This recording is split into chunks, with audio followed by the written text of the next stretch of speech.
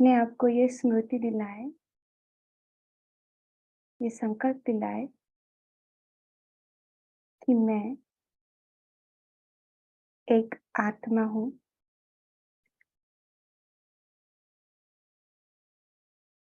ज्योति शक्ति,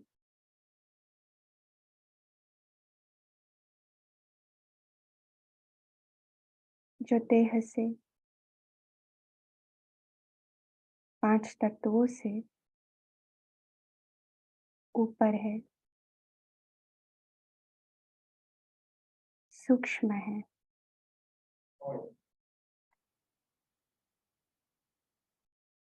ये देह विनाशी है और मैं आत्मा अविनाशी हूँ। ये देह जड़ है और मैं आत्मा चैतन्य हूँ।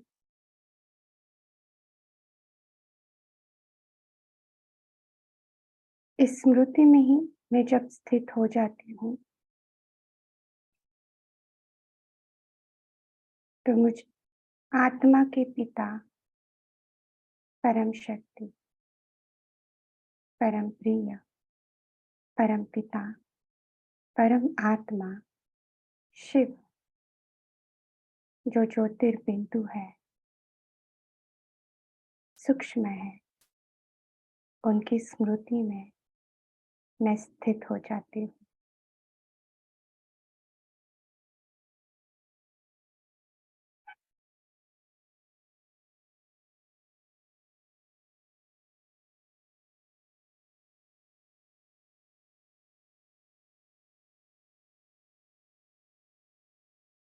मन बुद्धि से इस देह के संबंध, पदार्थ, वस्तु सभी पीछे रह जाते हैं और मैं आत्मा स्वयं के स्मृति में, आत्म स्मृति में और परमात्मा स्मृति में स्थित हो जाती हूँ। मैं आत्मा हूँ, ज्योति शक्ति। मैं आत्मा परम धाम निवासी हूँ।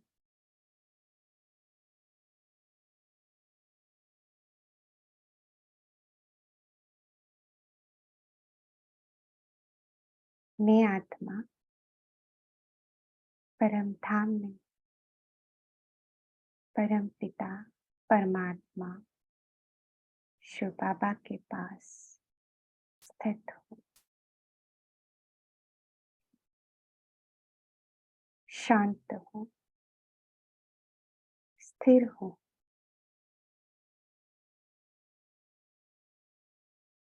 एकाग्र हूँ, शक्तिशाली।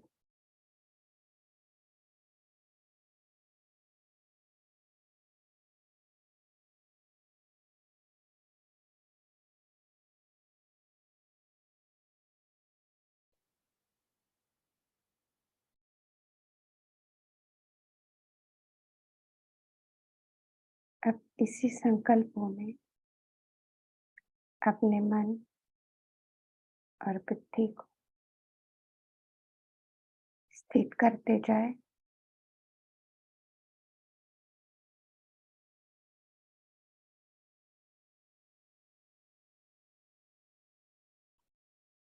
और अपने आप को उसी स्मृति में वापस लेके आए।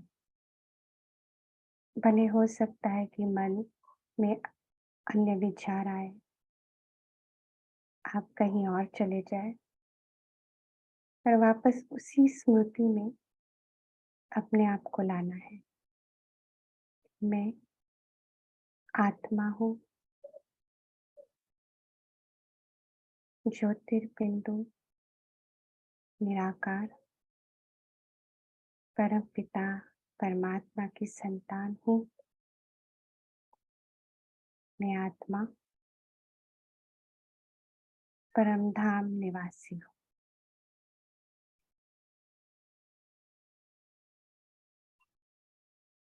दो मिनट के लिए इसी स्मृति में साइलेंस में चले जाते हैं।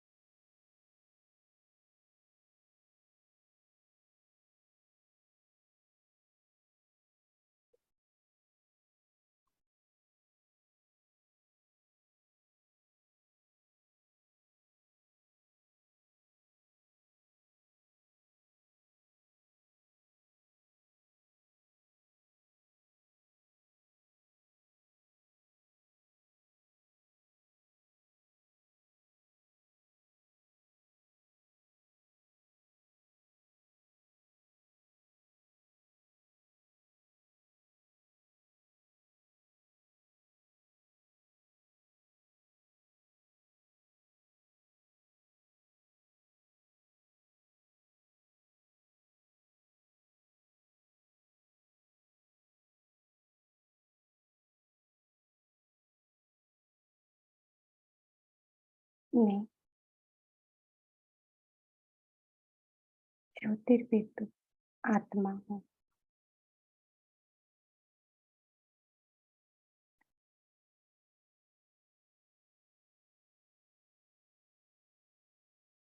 अब साकार वतन में लौट आए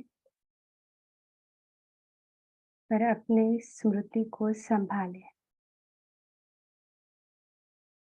और इसी स्मृति में कि मैं आत्मा परमात्मा की संतान हूँ और परमात्मा के महावाक्य मैं आत्मा इस कर्मेंद्रियों से सुन रही हूँ। इस स्मृति को संभालते हुए हम आज की मुरली की शुरुआत करते हैं।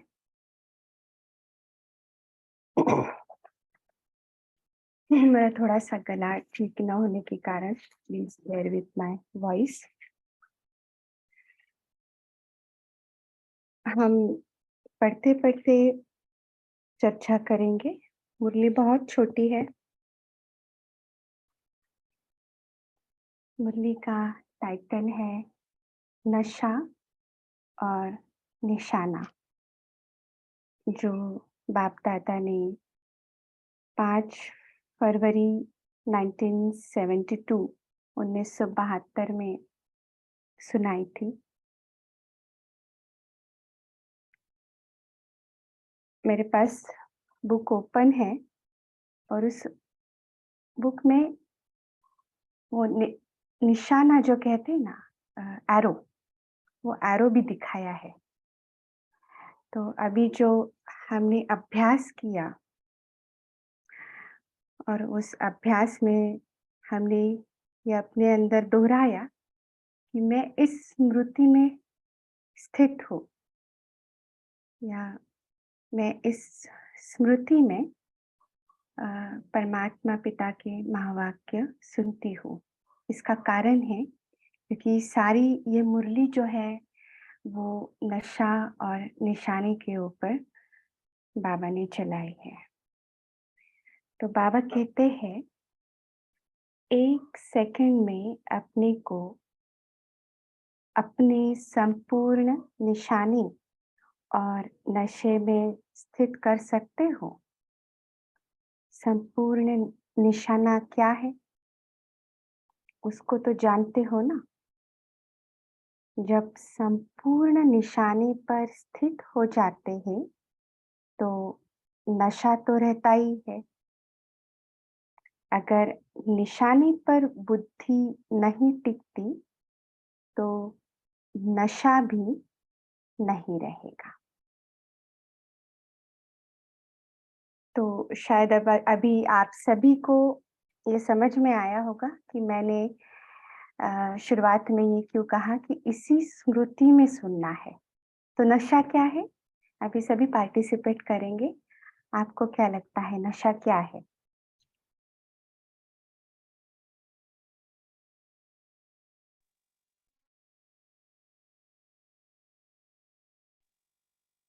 ओम शांति।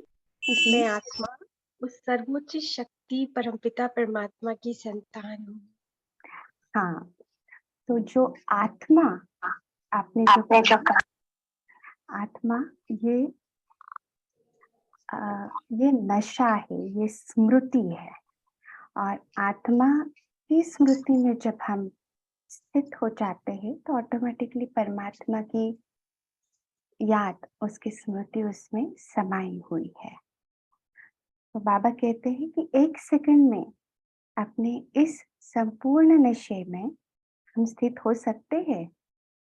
तो ऐसा सदैव नशा रहता है, तो इस स्मृति से नशा हो सकता है।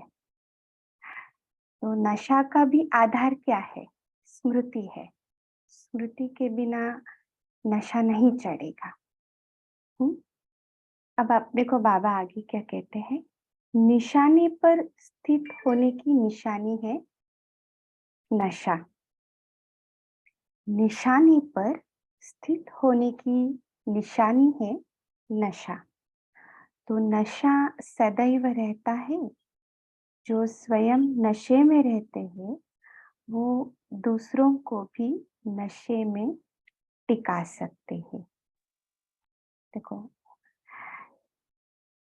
निशाना, ये बाबा क्या कह रहे हैं, इसको थोड़ा हम समझने की कोशिश करते हैं, क्योंकि वही आधार है दूसरों को उस नशे में टिकाने के लिए। जैसे कोई हद का नशा पीते हैं, तो उनकी चलन से, उनके नैन चैन से कोई भी जान लेता है। आप सभी को इसका अनुभव है ना? आप सभी जानते हैं बाबा क्या कह रहे हैं। तो बाबा कह रहे हैं कि उसके नैन चैन से कोई भी जान लेता है, इसने नशा किया हुआ है या नशा पिया हुआ है।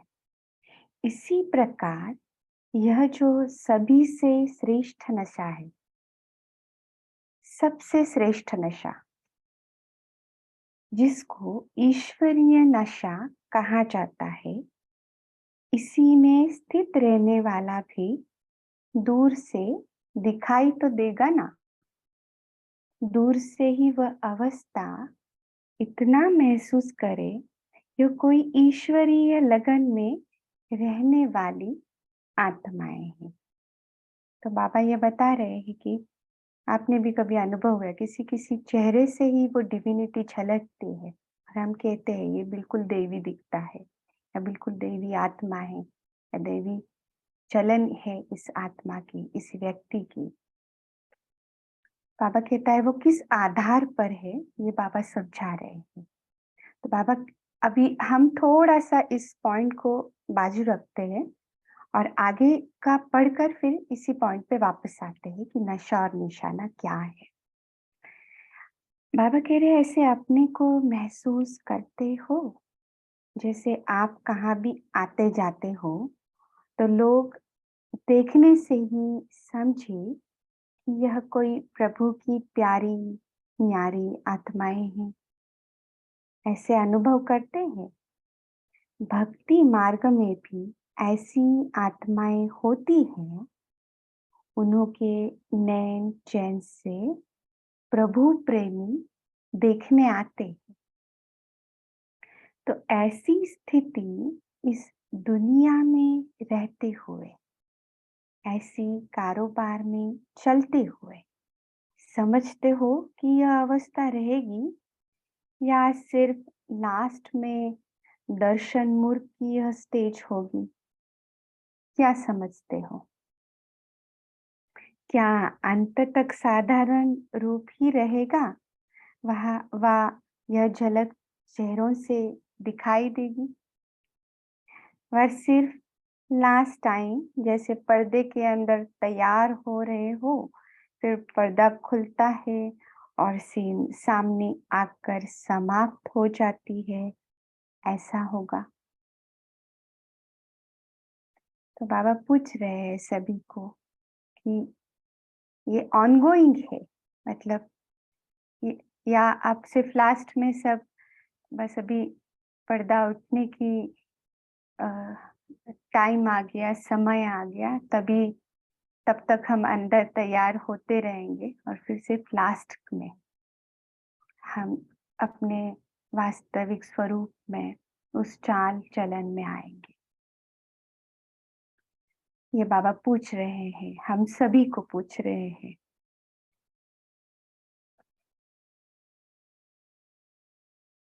कुछ समय यह झलक दिखाई देगी।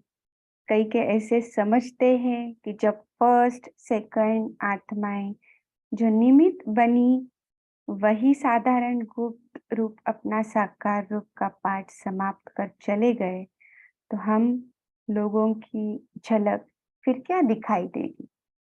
ऐसा कोई समझता है कि जो हमारे से पहले जो बड़ी दीदियां दादियां होकर गई है, उनको हम ब्राह्मण परिवार तो जानते हैं, लेकिन विश्व की आत्माएं तो नहीं जानती है। बाबा उस भाव से हमें बता रहे हैं कि कई बार ऐसे संकल्प करते हैं कई आत्माएं, तो वो वो भी तो अपना गुप्त रूप में पार्ट प्ले कर कर चले गए, तो हम लोगों को क्या, हम लोगों की झलक फिर क्या दिखाई देगी? ऐसा तो नहीं सोचते हो? ऐसे बाबा पूछ रहे हैं। लेकिन नहीं, सन शोज फादर, तो हम सभी को बाबा का शो करना है, गाया हुआ है। तो फादर का शो बच्चे प्रैक्टिकल में ले आने से ही करेंगे। अहो प्रभु की पुकार जो आत्माओं की निकलेगी, वह पश्चाताप की लहर जो आत्माओं में आएगी, वह कब और कैसे आएगी?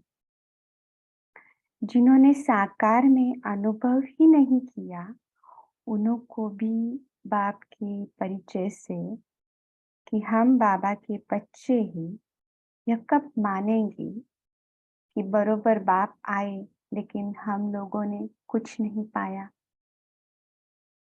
तो यह प्रैक्टिकल रूहानी झलक और फरिश्ते फन की फलक, बाबा के बहुत ही फेवरेट शब्द है, झलक और फलक, चेहरे से चलन से दिखाई दे।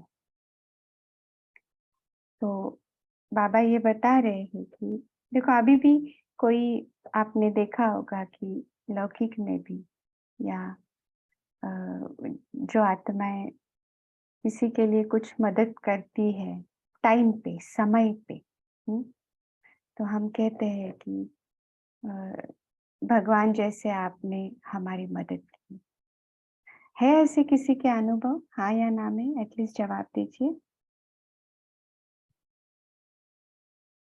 है किसी के ऐसे अनुभव? जी ध्यान दीदी। है जी ना? दीदी, है बहुत बिल्कुल। है। तो वो रूप वो आत्माएं देखती है, तो बाबा उससे एक स्टेप आगे या दो स्टेप आगे हमको कह रहे हैं कि हमारी वैसी झलक और फलक हो जिसके वजह से ये आत्माएं पहचान सके कि इनको बनाने वाला कौन है, क्योंकि हम ही हैं जो निराकार तक पहुंचे हैं सूक्ष्म में। अगर इस बात को थोड़ा सा ठीक समझे कि हम आत्माएं उस निराकार शिव बाबा को पहचान सके, लेकिन अन्य पीछे वाली जो आ रही आत्माएं हैं वो निराकार को जान नहीं सकेंगे। तो हम वो बीच में हैं जो उनको उसकी झलक दिखा सके। और इसलिए बाबा कहते हैं वो रूहानी झलक और फरिश्तेपन की फलक चेहरे से, चलन से दिखाई दे। सन शोज फादर। और बहुत गुह्यता में अगर जाएंगे तो वो आत्माएं कहीं अंतमति सुगति लास्ट में बरी लेकर के जाएंगे, और हम ही वो आत्माएं हैं जिनको वो दैवी स्वरूप में, देवी देवताओं के रूप में पूजेंगे। तो ये काफी डीप पॉइंट है, सूक्ष्म में है। तो इसके लिए ये जो नशा है, ये जो रूहानी झलक है, वो हमें हमेशा कैरी करनी है। कैसे करनी है इसके ऊपर हम थोड़ी सी चर्चा करेंगे, लेकिन पहले कैरी करनी है बस। और जिसका आधार है स्मृति, तभी वो चेहरा, वो नशा हमारे हमारे अंदर आएगा और वो अन्य आत्माएं भी उसका अनुभव कर पाएगी। देखो आगे क्या कह रहे हैं बाबा। अपने को और आप निमित्त बनी हुई आत्माओं की स्टेज को देखते हुए अनुभव करेंगे। देखो आगे पॉइंट आया, हमने जो कहा वो बाप ने इन्हों को क्या बनाया, और फिर पश्चाताप करेंगे। क्योंकि जब हम बनेंगे तभी वो निराकार के उनको दिखाई देगा या उनको समझ में आएगा कि हाँ इनको बनाने वाला कोई है। उन निराकार की तरफ जो मुड़ने का आधार है, या उसके तरफ जो स्मृति जाने का आधार है इन आत्माओं का, वो हम है। वो पहले हमको देखेंगे। अगर यह झलक नहीं देखते तो क्या समझेंगे? इतना समय ज्ञान तो नहीं लेंगे जो नॉलेज से आपको जाने। समझ में आ रही है ये पॉइंट? हाँ या ना? क्योंकि उनकी वो कैपेसिटी भी नहीं है और कैपेबिलिटी भी नहीं है, दोनों चीज नहीं है। उन आत्माओं के पास उतनी ताकत नहीं है ज्ञान को उठाने की और ज्ञान के आधार पर इस चीज को जानने की। मैं आपको एक उदाहरण देती हूँ इसके ऊपर कि किसी की डिविनिटी को, उस दैवत्व को जानने के लिए आपके पास भी वो दृष्टि चाहिए। अगर वो दृष्टि, वो इंसाइट अगर आपके पास ही नहीं है तो वो नहीं जान पाएंगे, वो नहीं जान सकते हैं। ओके, तो उस नॉलेज के आधार पर वो नहीं जान सकेंगे। और ये बाबा हम सभी को कह रहे हैं। तो हमारी से जो चेहरे पर जो झलक है, हमारे से जो वाइब्रेशंस उनकी तरफ फ्लो होंगे, जो शक्तियां फ्लो होंगी वरदान के रूप में। आज पॉइंट था ना भाग्य विधाता। किसी ने भी ये पॉइंट बताया भी, मास्टर भाग्य विधाता। तो वो विधाता के रूप में हम कैसे आएंगे? तो ऐसे आएंगे। तो यह प्रैक्टिकल चेहरे से झलक और फलक दिखाई देगी। बाप के तो महावाक्य ही है कि मैं बच्चों के आगे प्रत्यक्ष होता हूँ। देखो एक बहुत ही बड़ा नशे का पॉइंट है ये, बच्चों के आगे प्रत्यक्ष होता हूँ। क्योंकि हम बच्चे बाबा से जुड़े हुए हैं, हमारे सामने बाबा प्रत्यक्ष है, क्योंकि हम ही है वो आत्माएं जो निराकार को जान सके। बुद्धि से हम उसको देख रहे हैं। सब एग्री है इस पॉइंट्स पे? हाँ या ना? यस? जी, जी, जी, यस। ग्रेट। तो बाबा कह रहे हैं, मैं बच्चों के आगे प्रत्यक्ष होता हूँ, लेकिन विश्व के आगे कौन प्रत्यक्ष होगा? कौन प्रख्यात होंगे?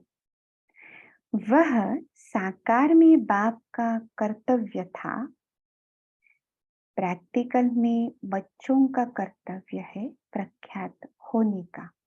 देखो, ब्रह्मा बाबा भी गुप्त रहे हैं।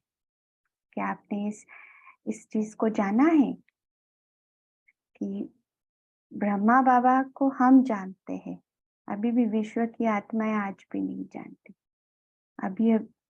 अभी भी नहीं जानती है।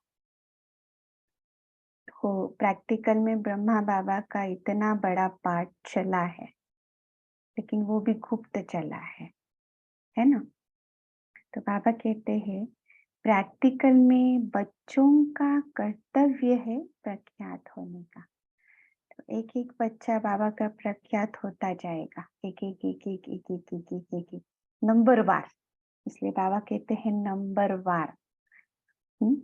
और फिर सबसे अंत में, ये बहुत कोई राज मैं आपको बता रही हूँ, लेकिन ये ज्ञान के आधार पर समझिएगा। मैं आपको ये समझाने की कोशिश कर रही हूँ कि एक एक एक एक एक एक प्रख्यात होते हुए लास्ट में बाबा प्रख्यात होगा कि हाँ, इनको बनाने वाला ये है और ये भगवान इस धरा पर आ चुके हैं। तो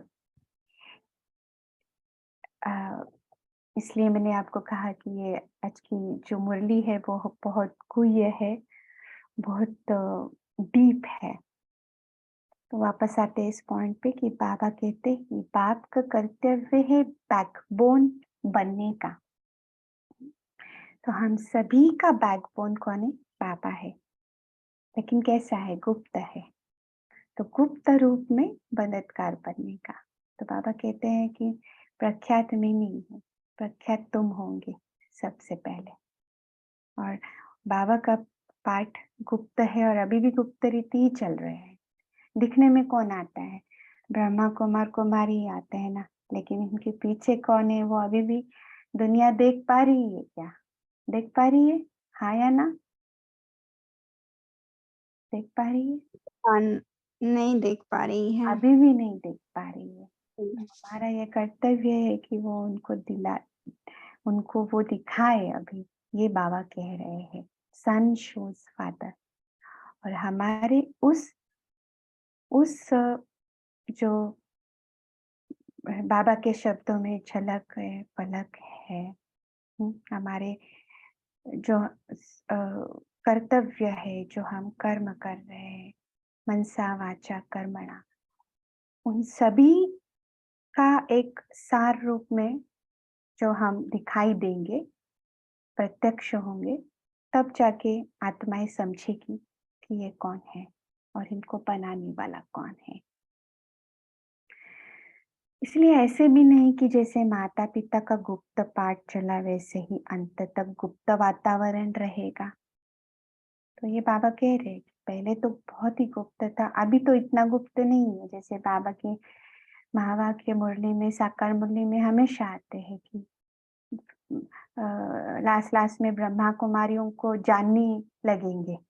तो अभी हम देखते हैं ये चीज, प्रत्यक्ष में देख रहे हैं ना, कि ब्रह्मा कुमारी को अभी जानते हैं, सब जानते हैं, बुलाते हैं, आदर देते हैं। इससे पहले था कि उनसे दूर भागते थे, और अब है कि हमें बुलाते हैं। ये इतना ड्रास्टिक चेंज है कि समय अनुसार। तो इसलिए बाबा कह रहे कि वैसे अंत तक तो गुप्त वातावरण नहीं रहेगा। Excuse me। जय जयकार शक्तियों की गाई हुई है, और अहो प्रभु की पुकार बाप के लिए गाई हुई है। तो जय जयकार किसकी होगी? शिव शक्तियों की, पांडवों की जय जयकार होगी।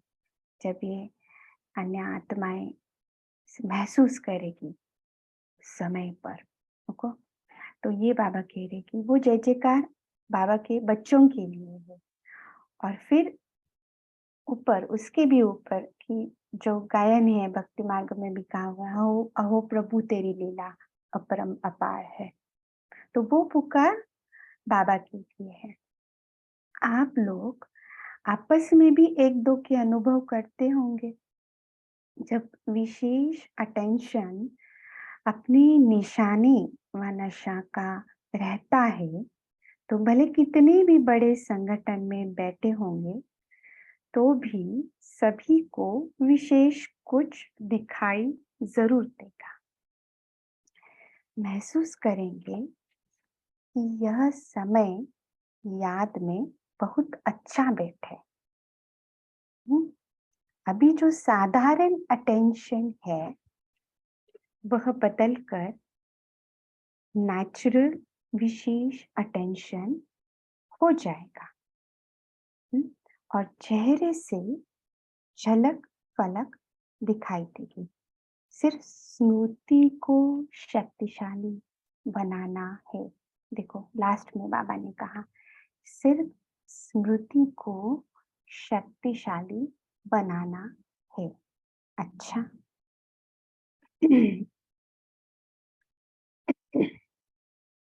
कमिंग टू द पॉइंट, नशा और निशाना।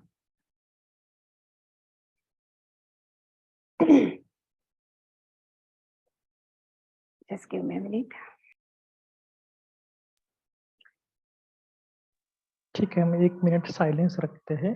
हम्म, बाद में हम थोड़ा मुरली का चिंतन भी स्टार्ट करेंगे, तब तक 1 मिनट सभी साइलेंस रखेंगे।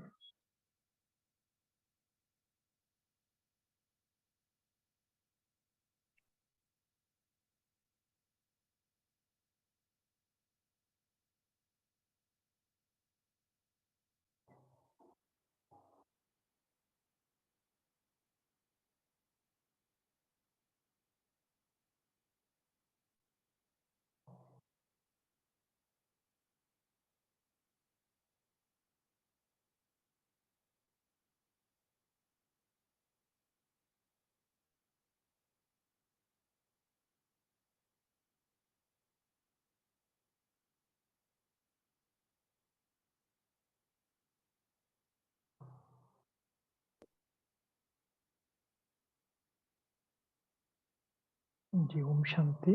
जी। ये मुरली का चिंतन करने से पहले 1-2 अनाउंसमेंट है कि संडे के दिन हमारा जो बफर डे होता है ना, तो उस दिन सुबह 5 से 6 माना मॉर्निंग के क्लास में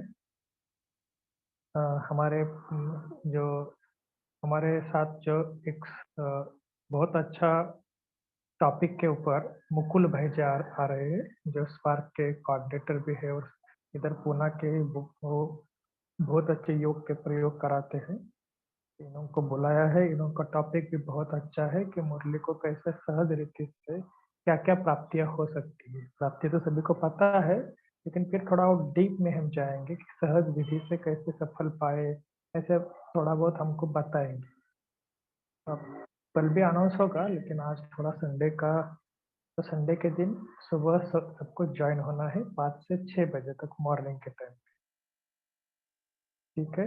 और दूसरी अनाउंसमेंट है कि जैसे पहले भी एक बार बोला था कि जो अव्यक्त मुरली के बुक है, ये सभी के पास होना बहुत ज़रूरी है। आप मधुबन जाते हो तो एक सेट अवश्य ले लेना। अगर कोई को समझ लो मधुबन नहीं जा रहे हैं और अपने सेट को घर बैठे आपको मंगवाना है, तो भी हम मधुबन से मंगवा सकते हैं। तो उसको थोड़ा सा 400 रुपये एक्स्ट्रा कॉस्ट लगेगा, क्योंकि वो कुरियर चार्जेस लेते हैं। लेकिन अगर कोई कारणवश नहीं जा सकते हैं, लेकिन कंपलसरी सभी ने थोड़ा मुरली का बुक्स लिखना, क्योंकि उससे स्टडी बहुत अच्छा होता है, इसलिए हमारी रिक्वेस्ट है। ओम शांति भाई जी, कौन सा बुक बोले आपने? नहीं, ये अव्यक्त मुरली 69 से लेकर 2018 तक, सॉरी 17 तक। अच्छा, ठीक है। ठीक है, किसी को कुछ मंगवाना है तो पर्सनल मैसेज कर देना, तो उनके लिए कम से कम उसका ऐसा नहीं कि मुझे केवल 1-2 बुक कम है, 1-2 बुक मंगवाने थे। 1-2 बुक कुरियर से नहीं आते हैं, उसके लिए पूरा या तो सेट लो या तो थोड़ा 10 किलो तो कम से कम वजन बढ़ना चाहिए, ताकि इसके आपको भी फायदा हो जाएगा। अगर बाकी कुछ बुक है तो भी उसमें ऐड कर सकते ओम शांति भाई जी, अगर हमारे पास समझो हाफ सेट है तो हम हाफ सेट मंगा वही। सकते हैं। उसके लिए आपको और कुछ बुक्स मंगवाने पड़ेंगे, तभी वो भेजेंगे, क्योंकि वो कम से अच्छा, कम 10 किलो वजन होना चाहिए। तो ये जो पूरा सेट आता है उसका वजन कितना होता है? 10 किलो होता है। वो पूरा 10 किलो का सेट रहता है। ओके, ठीक है। Okay, thank you. ठीक है, किसी को कुछ बताना है तो पर्सनल मैसेज कर सकते हैं। ठीक है, तो आज हमारे साथ जो दीदी है अश्विनी दीदी जी, बहुत ही उनको गुह्य ज्ञान का चिंतन करते हैं और फर्स्ट टाइम इस अव्यक्त मुरली क्लब में आए। तो हमने भी ये सोचा नहीं था कि इतना अच्छा ज्ञान का उनके पास चिंतन होगा, लेकिन बहुत अच्छा आपने चिंतन किया। तो मैं सभी से रिक्वेस्ट करता हूँ कि अभी दीदी जी हमारे साथ थोड़ा सा क्वेश्चन आंसरिंग भी करेंगे, हम सभी पार्टिसिपेट होना। और कल भी अगर उनके पास टाइम है तो कल भी हमारा बफर डे है ना, तो थोड़ा सा और डीप टॉपिक में जाएंगे। तो आप थोड़ा सा सहयोग देना कि कुछ कुछ क्वेश्चन आपके मन में है तो भी आप डायरेक्ट पूछ सकते हैं, कोई प्रॉब्लम नहीं। Okay, over to Ashwini. जी। तो कमिंग बैक टू दिस स्मृति,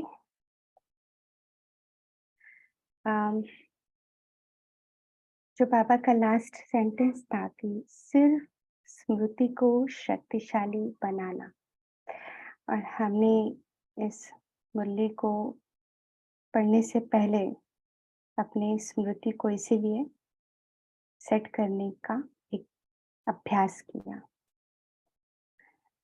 स्मृति का आधार नशा है, सॉरी, इस नशे का आधार स्मृति है। ओके, तो जितना जितना स्मृति में हम जाएंगे उतना उतना वो नशा बढ़ेगा। अब निशाना क्या है? आपने पूरी मुरली अच्छे से सुनी? अगर सुनी होगी तो निशाना क्या है, एक एक 2 शब्दों में अगर कोई कह सकता है, जिसके जिसके मन में कोई पॉइंट आ रहा है। निराकार बाबा, शिव बाबा। निशाना। संशोष फादर। अच्छा, और ओम शांति। ओम आपको शांति। प्रत्यक्ष करना। निशाना 1 सेकंड का ही होता है। अगर 1 सेकंड में चूक गए तो कोई और हमें निशाना बना लेगा, जैसे हाँ, हार जीत का खेल में है ना। निशाना सेकंड। लक्ष्मी नारायण का। और ओम शांति। हम्म, निशाना बाप समान बनना है। Okay okay okay. ओम शांति दीदी, निशाना बाप को प्रत्यक्ष करना, मतलब मुझसे बाप की प्रत्यक्षता हो, पूरा संसार जान जाए कि मैं कि परमात्मा शिव आ रहे हैं और हमें बच्चों को पढ़ा रहे हैं, डायरेक्ट में उनका पाठ चल रहा है। ओम शांति। स्मृति से निशाना बोलिए। स्मृति से बाबा की ज्ञान से निश्चय बैठता है। निश्चय से ही नशा आता है, नशा से ही निश्चिंत होने के बाद निशाना लगता है। निशाना है आत्मिक स्टेज, सबसे पहला है आत्मिक स्टेज, निशाना है हमारा। चलो, अगर वो निशाना दीदी निशाना है अशरीरी से शरीर में आना, निशाना फरिश्तेपन, ये है हमारा निशाना, फरिश्तेपन, संपन्न संपूर्ण, जिससे हम देवताई पद मिलेगा। अकॉर्डिंग टू हर आत्मा का अपना अपना निशान है, और जो मेरा पर्सनली है वो बाप समान बनना। तो जैसी स्मृति वैसी स्थिति, तो इस तरीके से हम इसको ले सकते हैं ना जी। और किसी को कुछ और बताइए। निशाना ये भी है कि बाबा हमें गुप्त में भी मदद देते हैं, कभी भी साथ देते हैं हमेशा। अच्छा, ओम शांति। पहला निशाना जो बाबा बताते हैं कि अपने को आत्मा समझो, आत्मा समझकर मुझ बाप को याद करो, तो आत्मा बनना वही फर्स्ट निशाना है। ओके, अच्छा, हो गए सबके पॉइंट्स? मैं बोलूं टीचर? रूहानियत की निशानी। ओम अच्छा, शांति। रूहानी। Okay, okay. ओम शांति सिस्टर, मैं बोलूं? हाँ जी, बोलिए। बाप को प्रत्यक्ष करना, अभी बाप गुप्त हैं तो उनको प्रत्यक्ष करना हमारा निशाना है, यही है। ओके, आत्मिक स्मृति में रहना। अच्छा, ठीक है। अभी मैं स्टार्ट करूं? सबके पॉइंट्स लगभग सेम है, उसका जो सार है वो सेम है। चलो, अब थोड़ा सा और डीप चलते हैं। आपने ये जो सब कहा है वो सही है, लेकिन आप रिजल्ट की बात कर रहे हैं। ओके, आप एंड रिजल्ट की बात कर रहे हैं। देखो, थोड़ा और ठीक समझना है इस पॉइंट को। चलो, मैं आपको एक हिंट देती हूँ। निशाना मना बाण, तीर, तीर। ओके, तो तीर जो है वो लगने के बाद क्या होगा? किसी और को तरफ आप तीर मार रहे हैं तो क्या होगा और क्या होना चाहिए? घायल होगा ना? हाँ, करेक्ट, घायल होगा। अब वापस आओ इस पॉइंट पे। निशाना, बाबा ने निशाना क्यों कहा? तो बाप की प्रत्यक्षता, निश्चय भेटना, ओके, आत्मिक स्थिति, बाप समान बनाना, रूहानियत, वापस किसने कहा? बाप को प्रत्यक्ष करना। तो ऑल टुगेदर ये जो बाप को प्रत्यक्ष करना है वो किस आधार पर है? हमारी स्थिति के आधार पर है। और स्थिति किस चीज का काम करेगी? निशाने का काम करेगी। तभी सामने वाला घायल होगा, तब तक नहीं होगा। ओके, तब तक नहीं होगा, क्योंकि जब तीर कमान से छूटता है, अब मैं और आपको ये और एक एंगल से समझाऊं तो कभी कभी किसी के वर्ड्स जो होते हैं ना बहुत तीखे होते हैं। किसने एक्सपीरियंस किया है? हर किसी ने किया होगा, आई एम श्योर। कि कभी कभी किसी के वर्ड्स हम कहते हैं बहुत चुभ गए, चुभ गए, है ना? तो वो चुभ गए मतलब क्या? उस वर्ड्स को धार थी और वो वर्ड्स, वो शब्द ने तीर का काम किया, निशाने का काम किया और सामने वाले को घायल किया।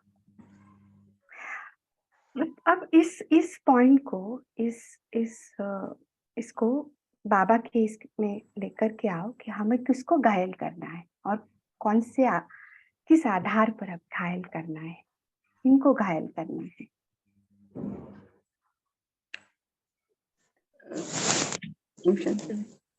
हाँ हाँ, बताइए। किसी को बाबा का परिचय दे रहे हैं। हाँ, यस। तो उसे ऐसे लगना चाहिए कि सच्ची इनमें कुछ है। हाँ, एग्जैक्टली। नाउ अभी पॉइंट पर आए कि जब हम किसी को परिचय दे रहे हैं तो परिचय, ये बहुत स्थूल बात हुई। बाबा ने इस मुरली में उससे भी गहरी बात ये कि आपकी चाल और चलन, चेहरे की झलक और फलक, आपकी स्थिति एक निशाने का काम कर सकती है।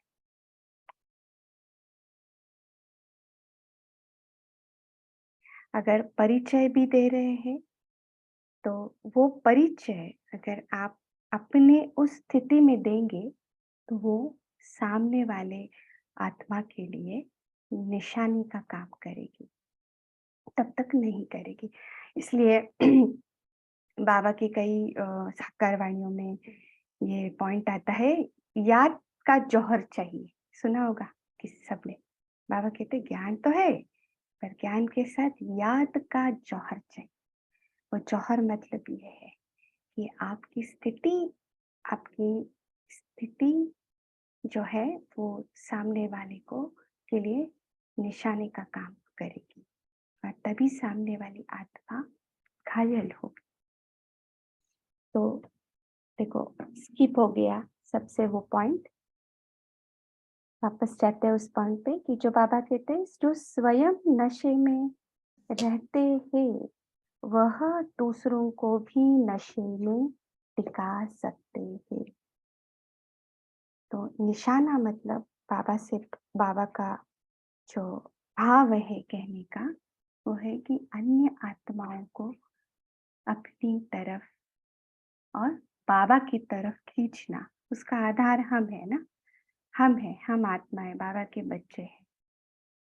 तो हम सभी को बाबा की सभी आत्माओं की जो परमात्मा से तार टूटी हुई है उसको जोड़ना है, और उस जोड़ने के लिए हमें वो निशाना मारना पड़ेगा, वो निशाना तीर लगाना पड़ेगा।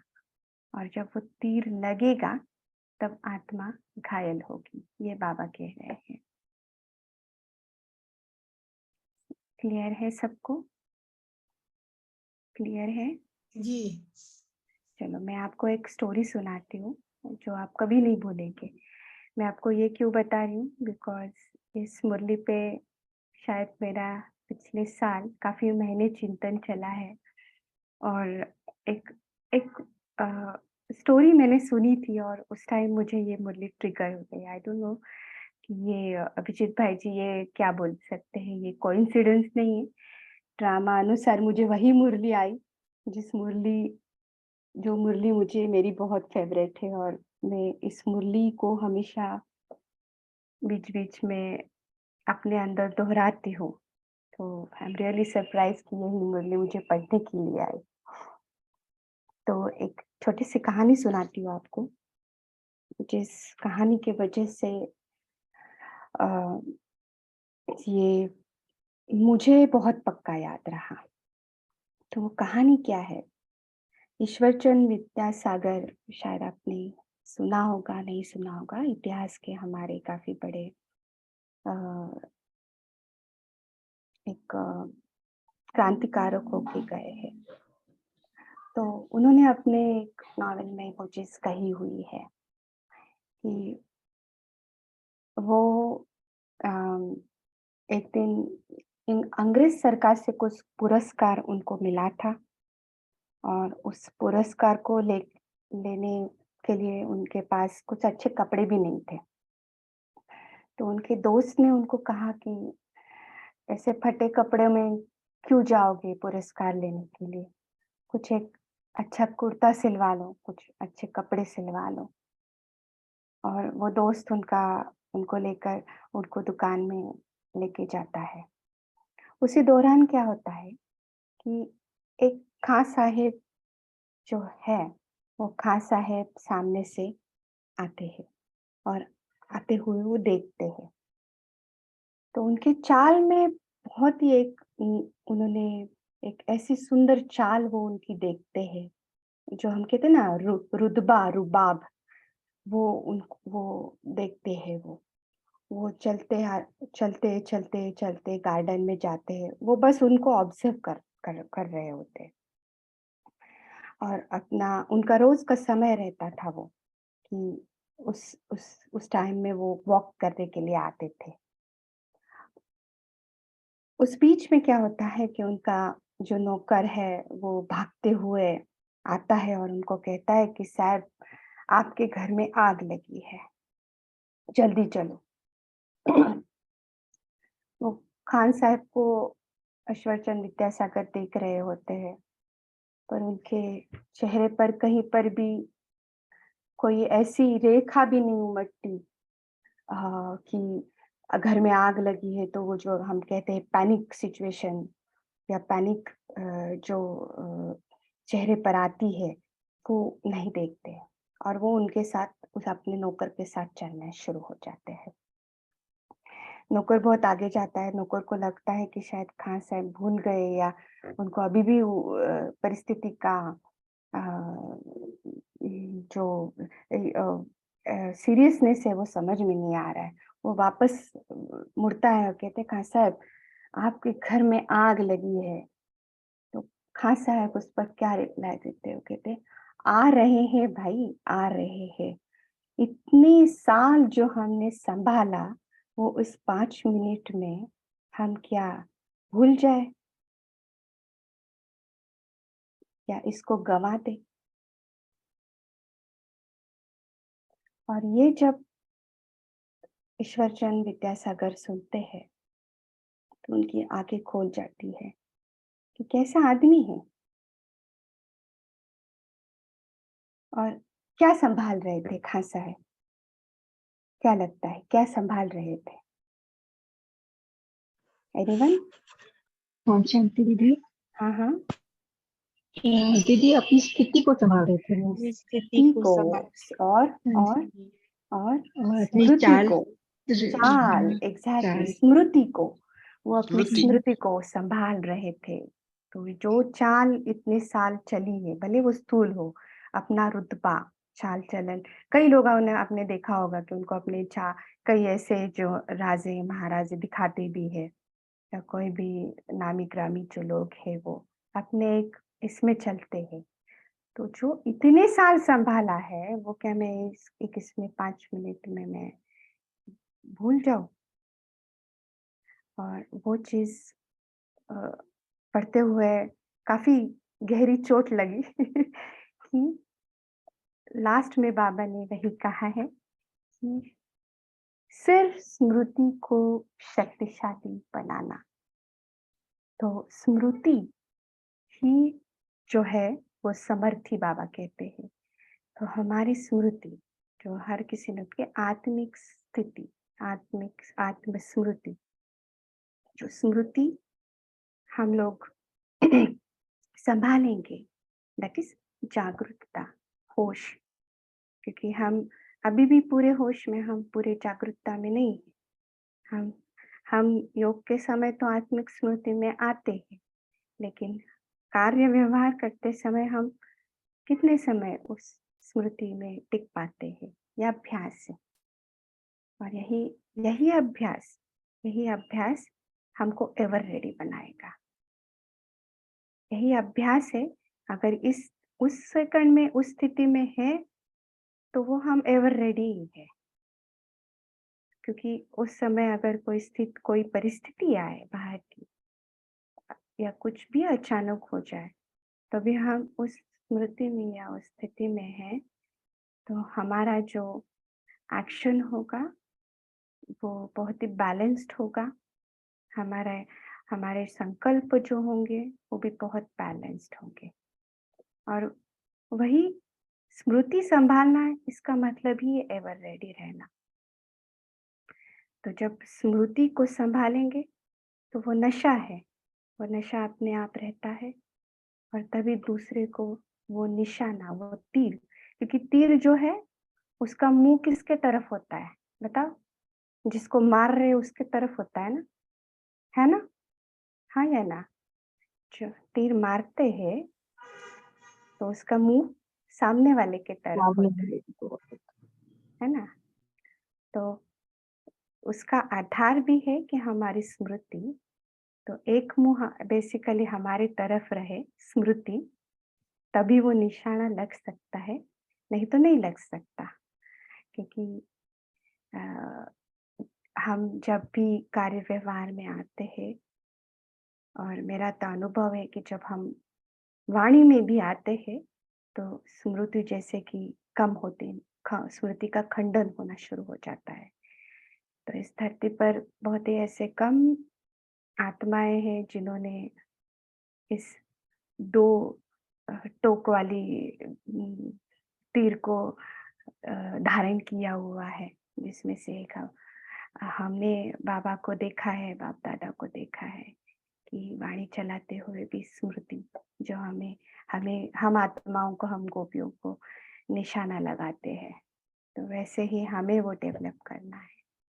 और इसलिए स्मृति का शक्तिशाली बनाना ये बहुत जरूरी है। इसलिए बाबा ने बहुत लास्ट में इसको कहा, सिर्फ स्मृति को शक्तिशाली बनाना। ठीक है? I hope. Sister can I से समथिंग? आपने बोला ना कि मुंह किस तरफ होता है तीर का, तो सामने वाले की तरफ होता है, लेकिन कभी से सिचुएशन अभी मुझे भी क्लिक हुआ कि कभी सिचुएशन आती है, कोई कुछ बोल रहा है, तो हमारे मन में भी वर्ड सब चलता है। तो वो वक़्त भी वो तीर सामने वाले की तो वो जगह तीर लगना लगेगा चाहिए। ही नहीं ना, हाँ, तीर क्योंकि लगेगा हमारे सामने हम कर हाँ, देते हैं ना।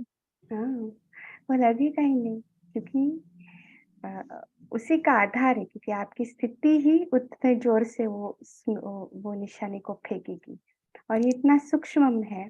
आप भले कोई वाणी में नहीं आए, लेकिन अगर ऐसी कोई शक्तिशाली आत्मा अगर आप अपने शांत स्थिति में हो, तो वो वाइब्रेशंस आप कैच कर सकते हो और वही बाबा ने शुरुआत में भी कहा है ना कि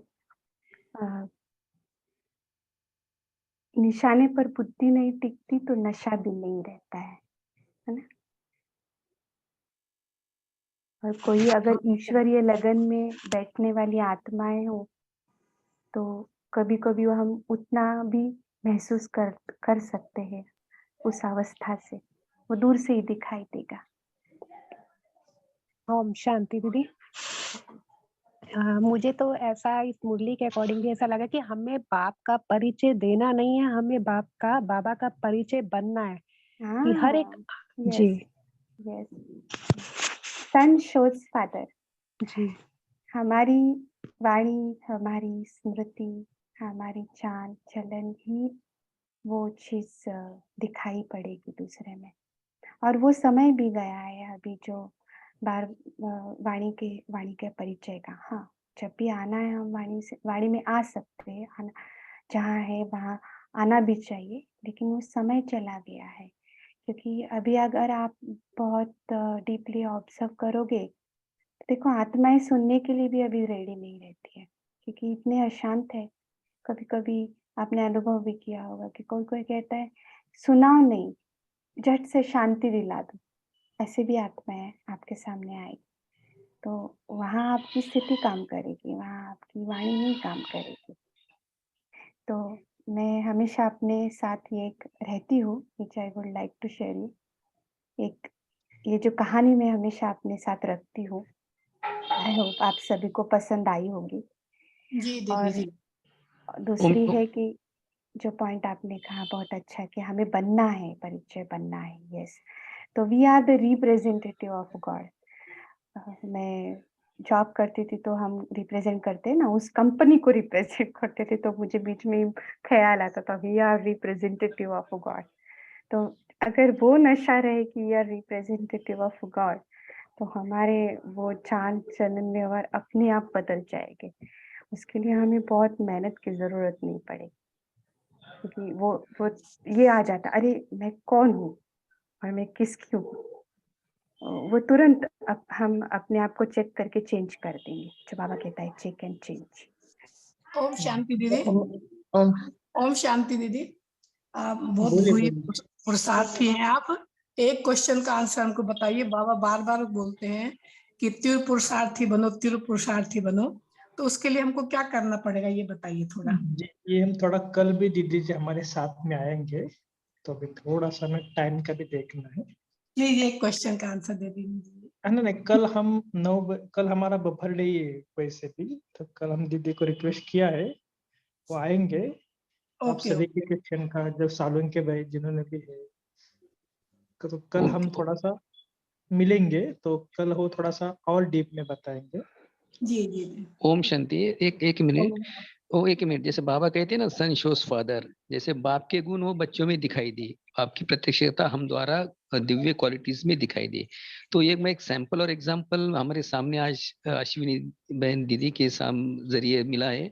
मैं सिर्फ एक बात शेयर करूंगा कि उनके जो बोलने का टोन इतना मेलोडियस, इतना स्वीट है कि जैसे उनके वाइब्स हमारी तरफ आ रहे हैं सब डिवाइन क्वालिटीज के। तो ये है जैसे कि एक सैंपल और एग्जाम्पल की बात। तो आपकी मुरली बहुत अमृतवाणी जैसी सभी को लगी, और जो ज्ञान का यथार्थ वर्णन आपने किया वो बहुत ही लाजवाब था, टू द पॉइंट था, एक्यूरेट था, बहुत एक्यूरेट था। ओके, सन शोज फादर मतलब daughter also shows father. Okay, thank you very much. धन्यवाद सभी को, बहुत बहुत धन्यवाद। थैंक यू तो अभिजीत भाई जी। एक मिनट दीदी, चलेगा 1 मिनट? जी बताइए। हाँ, जैसे यहाँ पे आप शिवरात्रि में 45 फीट की बहुत सुंदर ये मतलब स्थापना की थी और पॉम्पलेट बांटना था। तो एक आत्मा ना ऐसी गई और मैं उनको इतना उमंग उत्साह से बता रही थी उनको कि ऐसा है करके। तो अब आज वो कोर्स कर रही हैं, तो दीदी को बोल रही थी मैं इनका उमंग उत्साह और खुशी देख के यहाँ आई हूँ करके। तो हाँ जैसे आपने बोला ना कि रिप्रेजेंटेटिव है, जी सही में रिप्रेजेंटेटिव जैसे ही कार्य जी हुआ और वो मतलब 4-5 आत्माएं आज कोर्स कर रहे हैं दीदी। चलो आपको बहुत बाबा ही बधाई कराया हो। है। हाँ, मैं निमित्त हूँ, कराया निमित्त तो है ना, बाबा ने। लेकिन हाँ, बधाई हो फिर भी। बाबा करा एक दी। एक एक आत्मा भी आती है तो बहुत खुशी होती है और हमेशा ये अभी बाबा रखो। ने अब भी 4-5 मुरली में बताया ना, 3-4 भी आए तो अहो सौभाग्य। आओ सौभाग्य, और वो एक आत्मा भी अपनी झोली भर के जा रहे। जा रहे हैं 4-5 लोग कर रहे हैं दीदी। ठीक ओम है। शांति। ओम लास्ट में होमवर्क क्या देंगे दीदी जी, आप थोड़ा बताना। कल सारा दिन मैं कहूंगी कि इसी के चिंतन में रहना। मैंने अपनी प्रैक्टिस बताई आप सभी को। मैं अगर एक पॉइंट पकड़ूं तो मैं उसी एक पॉइंट को पकड़ करके, मेरा जनरली अभ्यास रहता है कि उसके जब तक वो ठीक से समझे नहीं, तो चिंतन कैसे करना होता है मुझे लगता है शायद बताते हुए मैंने आप सभी को थोड़ा सा उसके लिए ही इंट्रोड्यूस किया कि अगर एक शब्द पकड़े निशाना मतलब क्या, तो उसके पूरे जो उसके जो एक-एक तार-तार जो है उसको उसको खोलना चाहिए। ताकि जब हम वो चीज़ करें तो हमारे अंदर वो बीज रूप में बैठ जाए, बीज होकर के बैठ जाए वो हमारे अंदर। तब तक बाबा को भी नहीं छोड़ो अगर कोई पॉइंट नहीं समझे तो। तो अब यह जैसे आज एक ये हमारा डिस्कशन हुआ, हमने ये मुरली पढ़ी, तो अभी उसी चिंतन में कि मैं अगर स्मृति को सँभालूँ तो मैं उसको उसके लिए क्या-क्या कर सकती हूँ? मैं कैसे चेक कर सकती हूँ कि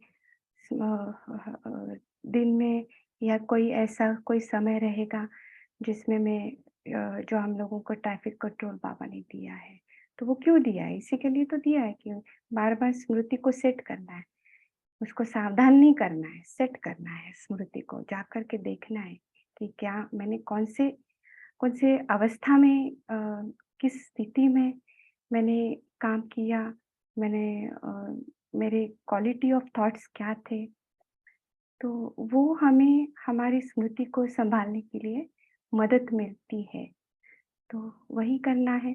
तो अगर अभी कल तक अगर का अभ्यास आप रखते हो आप सभी, तो उसी तरीके से ये पॉइंट्स नोट करके रखना, उसका चिंतन करना और एक दिन के लिए देख कर के देखना कि मैं इसको कर सकती हूँ क्या? आपको मज़ा आएगा वो चीज़ करने में फिर आपको अपने आप को सेकंड डे भी होगा। ठीक है? ठीक है। तो मैं लास्ट 1-2 मिनट मेडिटेट योग करते हैं और कॉल को समाप्त करते हैं। जी। सभी जैसे अभी कहा ना स्मृति को शक्तिशाली, तो कौन से एक पावरफुल स्थिति कि मैं परमधाम निवासी आत्मा हूँ। 1 मिनट के लिए स्थित हो जाए।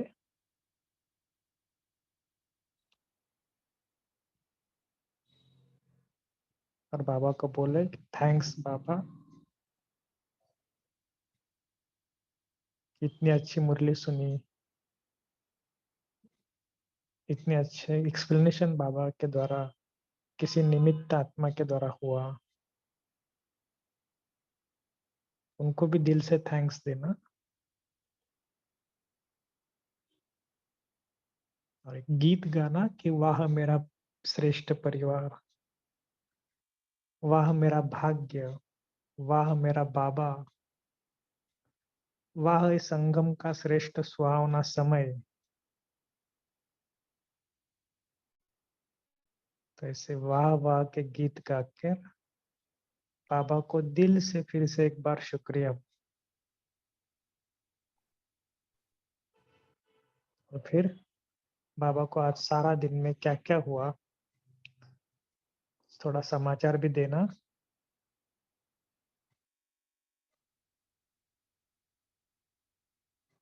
अच्छा, ओम शांति। ओम शांति।